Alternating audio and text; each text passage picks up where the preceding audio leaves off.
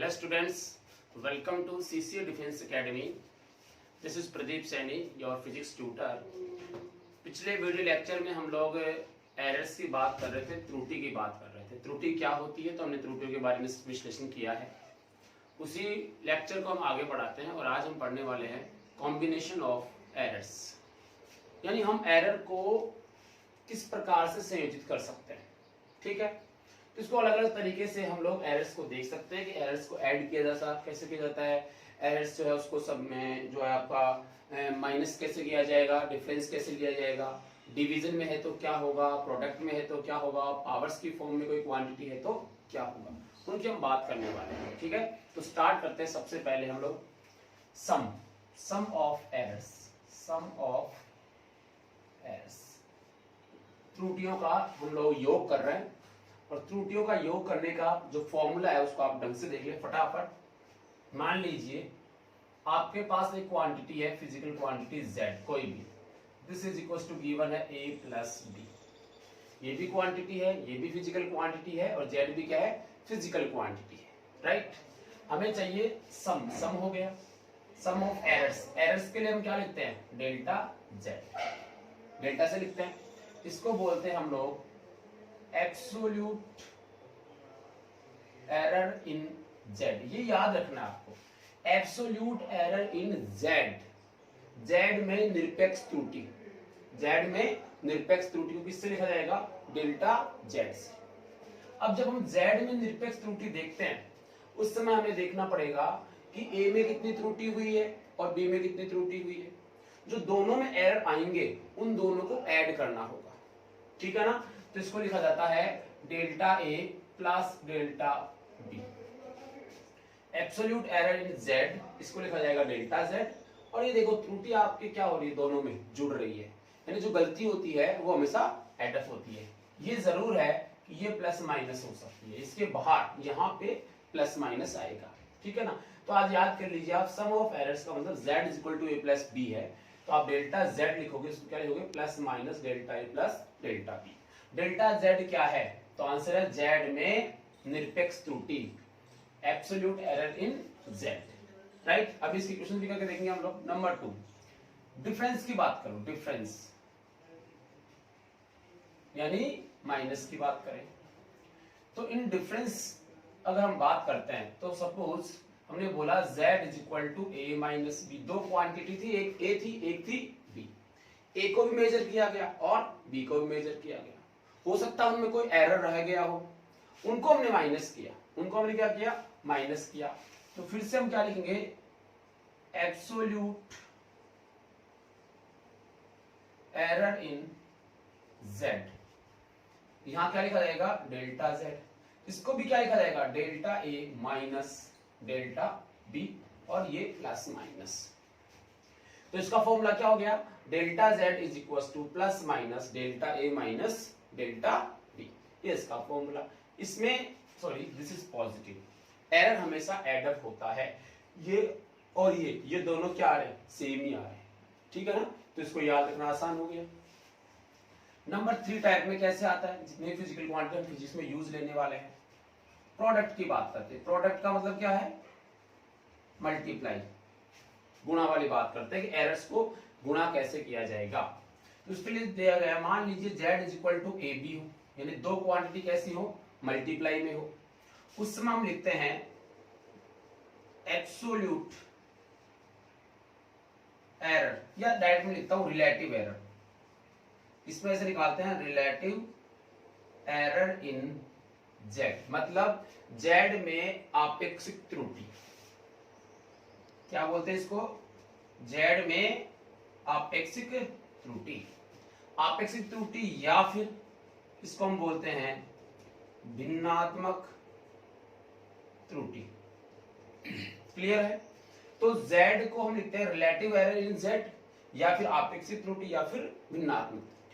इसको लिखने का तरीका क्या होता है, देखो आपेक्षिक त्रुटि क्या लिखते हैं, डेल्टा z अपॉन z लिखते हैं, ये हमें पता है।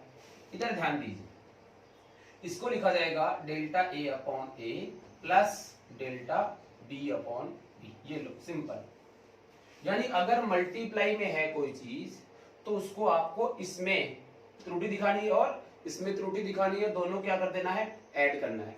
मतलब ये हुआ relative error in Z is equal to relative error in A plus relative error in B। ये पूरा क्या है, ये है रिलेटिव एरर इन A। देखो ऐसे लिख सकते हैं, relative error in Z is equal to relative error in किस में आएगा, A plus relative error in B। Hindi में क्या लिखोगे, A में आपेक्षिक त्रुटि प्लस B में आपेक्षिक त्रुटि। मान लीजिए यहां CB होता तो प्लस C में आपेक्षिक त्रुटि, ऐसे हम इसको लिखते हैं। इसी में हमसे पूछ लिया जाए percentage error in Z, percentage error in Z में प्रतिशत त्रुटि पूछ ली जाए, ठीक है ना। Z में प्रतिशत त्रुटि पूछ ली जाए तो उसको लिखने का तरीका क्या होता है, delta Z upon Z into 100%, right. This is equal to delta A upon A into 100% plus delta B upon B into 100%। ये क्या है, तो आंसर है इस पूरे को हम क्या बोलेंगे, परसेंटेज एरर इन Z। इस पूरे को क्या बोलेंगे, परसेंटेज एरर इन A। इस पूरे को क्या बोलेंगे, परसेंटेज एरर इन B। समझ आ गया, ठीक है ना। ये होता है आपका परसेंटेज एरर। इसके अलावा आपके मान लो जो क्वेश्चन आ जाए उसमें आ जाए डिवीजन वाला, भाग वाले सर क्वेश्चन आ जाए तो उनमें एरर कैसे निकालते हैं, तो बड़ा सिंपल है। मान लीजिए Z इज इक्वल टू क्या दिया हुआ है, A अपॉन B। देखो मैं सबका एक एग्जांपल है, A अपॉन B होता तो सबसे पहले क्या निकालेंगे, इसकी रिलेटिव एरर इन Z। तो सबसे पहले निकालेंगे relative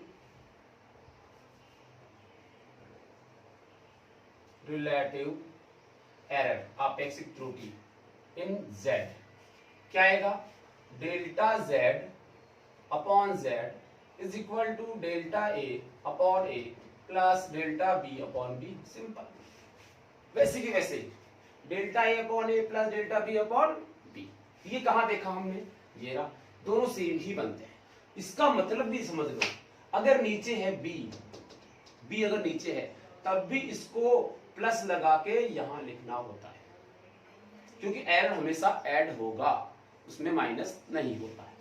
so this is delta A upon A। अब इसी को आप क्या पूछ लिया अगला आपसे, परसेंटेज एरर इन Z में परसेंटेज एरर पूछे तो क्या लिखोगे, डेल्टा Z अपॉन Z। किसी भी फिजिकल क्वांटिटी में जब परसेंटेज पूछा जाएगा तो उसको किससे गुणा कर दोगे, 100 से गुणा कर दोगे ये, और delta B upon B into 100%। ये इसको बोलते हैं percentage error in Z, division की फॉर्म में, ठीक है। चलिए और देखो, ये सभी अभी काम में लेने वाले हैं हम लोग, जब आपको चीज क्लियर भी हो जाएगी। पावर्स की बात करें, पावर्स की फॉर्म में, घात की फॉर्म में अगर आपको कोई क्वेश्चन मिल जाए तो उस वाले केस में आप एरर कैसे निकालोगे। सपोज हमने बोला Z is equal to A की पावर M, कुछ भी A की power M, right. Z is equal to A की पावर M हुआ, इसका मतलब हमसे पूछा, मान लीजिए कि find relative error in Z। क्या लिखा जाएगा, delta Z upon Z is equal. अब देखो इसमें क्या करना होता है कि ये जो आप देख रहे हैं M, इस M को पहले लिख लो, यानी इसकी जो पावर होती है उसको पहले लिख लो। इस पावर को यहां पहले लिख लिया हमने। पावर्स बेसिकली है क्या, देखो सोचो, अगर मैं इस मल्टीप्लाई की बात करूं, अगर ये A है, ये भी A है, ये भी A है, तो A की पावर कितनी हुई, 3, सही है। तो आपने A और A 3 बार लिख लिया, तो इसको यहाँ कितनी बार लिखा जाएगा, 3 बार, delta A upon A plus delta A upon A plus delta A upon A, सही बात। तो इसको आप ऐसे तो लिख सकते हो, 3 into delta A upon A। सोचो देखिए, 3 into delta A upon A। तो जब पावर में आती है तो पावर को पहले लिख लो और डेल्टा A अपॉन A को ऐसे लिख दो, बड़ा सिंपल हो गया, इजी हो गया।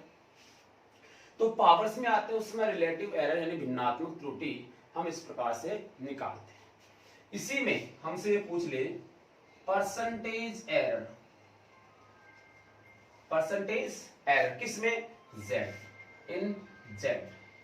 तो क्या करना है बताओ, delta z upon z into 100 m into delta a upon a into 100%, ये परसेंट में आ गया आंसर। ये लो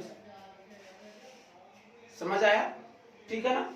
अब ये तो बड़ा इजी था, बट मान लीजिए पावर्स के साथ में डिवीजन दे दे, पावर्स के साथ में क्या दे दे, डिवीजन दे दे। मैं यहां लिख रहा हूं उसको नंबर 6। जैसे मान लीजिए जनरल फॉर्म लिख रहा हूं मैं इसकी, जनरल फॉर्म जो कहीं भी आप काम में ले सकते हैं। If z is equal to p की पावर a q की पावर b अपॉन r की पावर c और d की पावर कुछ भी नहीं, चलो छोड़ देता हूं, कुछ भी ऐसा दिया हुआ है, राइट। अब हमसे पूछा गया डेल्टा z अपॉन z, मतलब क्या पूछा गया, z में भिन्नात्मक त्रुटि। क्या लिखा जाएगा z में भिन्नात्मक त्रुटि को, तो z में भिन्नात्मक त्रुटि को लिखा जाएगा, यहां से नीचे आपको दिख नहीं रहा होगा, यहां लिख देता हूं मैं, z में भिन्नात्मक त्रुटि, दिस गोस हियर। देखिए इसको लिखा जाएगा delta z upon z is equal to, अब ये पावर आ गई, इसको पहले लिखो delta p upon p, plus लगाओ b लिखो डेल्टा q अपॉन q, ये जो नीचे इसको भी कहां ले जाओ, ऊपर ले जाओ, c लिखो डेल्टा r अपॉन r, जो नीचे उसको भी ऊपर ले जाएंगे। परसेंटेज में पूछेगा तो delta z upon z into 100%, अब इस सब में क्या लगा दोगे, 100 लगा दोगे, ठीक है। तो ये रूल है किसके, कॉम्बिनेशन ऑफ एरर से, कि एरर को हम लोग कैसे जोड़ते हैं, कैसे माइनस करते हैं, कैसे गुणा करते हैं, कैसे भाग देते हैं, कैसे पावर्स वाले सॉल्व होते हैं, और कैसे इस टाइप इसमें पावर्स भी हो और डिवीजन भी हो, ये वाले सॉल्व करते हैं।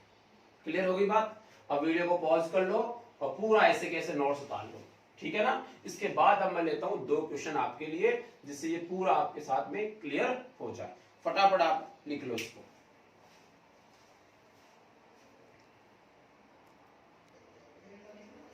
तो नेक्स्ट कुछ क्वेश्चंस के द्वारा हम इसको सॉल्व कर लेते हैं। देखिए एक क्वेश्चन लिखा है मैंने यहाँ पे, the density of a material in the shape of the cube. आपके पास एक क्यूब है, घन है, ये कोई घन है, इसकी डेंसिटी, इसकी जो डेंसिटी है मतलब इसका घनत्व है। Determine the measuring the side of cube and mass, यानी इसका घनत्व हम लोग को ज्ञात करना है। और जब ज्ञात किया गया उस समय क्या बोला गया, क्यूब मास, ठीक है ना, और साइड में क्या बोला गया, साइड, यानी इसकी जो साइड्स है, मान लीजिए एल लेंथ की, इसकी साइड को मेजर किया गया प्लस इसके मास को मेजर किया गया, ठीक है। क्योंकि हमें पता है कि डेंसिटी जो है वो मास अपॉन वॉल्यूम होता है। डेंसिटी क्या होती है, मास अपॉन वॉल्यूम। क्वेश्चन को समझ लो, जब इस क्यूब का आपको डेंसिटी में चेंज निकालना है, उस वाले केस में इसके मास को मेजर किया गया है और इसकी साइड्स को मेजर किया गया है, और आंसर किसका निकालना है, रो का। क्योंकि उन्होंने बोला है if the relative error in measuring the mass, mass को जब मेजर किया गया उसमें भिन्नात्मक त्रुटि, ठीक है ना, कितनी है 1.5, और लेंथ में कितनी है 1%, ठीक है ना। ये दोनों इन्होंने त्रुटि की है, किसको मापने में, लेंथ को मापने में और मास को मापने में। तो इन्होंने बोला है जब इसमें त्रुटि ये है, जब हम इसको सॉल्व कर रहे थे, इसको नाप रहे थे, उस समय त्रुटि इतनी है और इसके मास में त्रुटि इतनी है, तो बताओ इसके अंदर डेंसिटी में मैक्सिमम एरर कितना होगा। तो डेंसिटी में मैक्सिमम एरर निकालने के लिए रो की वैल्यू कितनी दी हुई है, m/v, ठीक है। अब वॉल्यूम पता नहीं तो वॉल्यूम लिख लेते हैं, rho is equal to mass upon volume क्या होगा घन का, L3। अब हमें क्या चाहिए, हमें चाहिए यहां से देखिए मैक्सिमम एरर इन डेंसिटी, यानी delta rho upon rho, into में क्या कर दोगे 100, इनटू में क्या कर दोगे 100। तो परसेंटेज एरर पूछा है इन्होंने, मैक्सिमम एरर मतलब क्या पूछा है, परसेंटेज एरर, दिस इज, ये हमसे पूछा गया। ये कैसे लिखते हैं, क्या फॉर्मूला था, जब इसमें हम भिन्नात्मक त्रुटि निकालते हैं तो इसमें भी क्या लिखा जाएगा, delta m upon m into 100% plus इस एल क्यूब को कहां ले जाएंगे, ऊपर। 3 को 3 ही रखना है, 3 लिख दिया। एल का क्या लिखा जाएगा, delta L upon L into 100%, बस ये लिख दिया गया। अब ये हमसे पूछा है, निकल जाएगा आंसर कितना, delta M upon M into 100 कितना दिया हुआ, देखो परसेंटेज में दिया हुआ है। क्या दिया हुआ परसेंटेज में, तो आंसर है ये मास में त्रुटि बताई गई है और लेंथ में कितनी 1%, तो मास में इस पूरी की वैल्यू कितनी है 1.5, इस पूरे की वैल्यू कितनी है 1.5 प्लस 3 इंटू इस पूरे की वैल्यू कितनी है 1, तो 1.5 प्लस 3 कितना आया 4.5% इसमें मैक्सिमम त्रुटि होगी। किसमें, डेंसिटी में। डेंसिटी में मैक्सिमम त्रुटि कितनी होगी 4.5%। क्लियर है। अच्छा अब जरा इसको करके देखो, आप खुद पहले पॉज करके फिर खुद करो, फिर मैं कराता हूं। क्वेश्चन ये गया है, मान लीजिए एक भौतिक राशि है, एक फिजिकल क्वांटिटी है जो इस प्रकार से दी हुई है, ठीक है। ये भी फिजिकल क्वांटिटी थी, ये मैंने जनरल क्वेश्चन ले लिया। कोई भी physical quantity P is equal to दी हुई है a की पावर 1/2, b की पावर 2, c की पावर 3, d की पावर -4। इसमें ये बोला गया कि relative error in a, b and c, जहां a, b, c और d में भिन्नात्मक त्रुटियां क्रमशः 2%, 1%, 3% और 5% है। 2, 1, 3 और 5% है। तो बताइए इस P में भिन्नात्मक त्रुटि कितनी होगी, परसेंटेज की फॉर्म में दिया हुआ है, तो इसका मतलब आपको परसेंटेज में आंसर निकालना है, ठीक है। तो इसका मतलब हुआ हम इसको लिखें delta P upon P into 100%। ये क्या है, P में भिन्नात्मक त्रुटि। इसको फॉर्मूले के अकॉर्डिंग देखिए, मैंने क्या बोला, पावर्स में जब भी होता है सबको ऐड ही करते हैं और पावर को पहले लिख लेते हैं। तो यहां से क्या आएगा 1/2 डेल्टा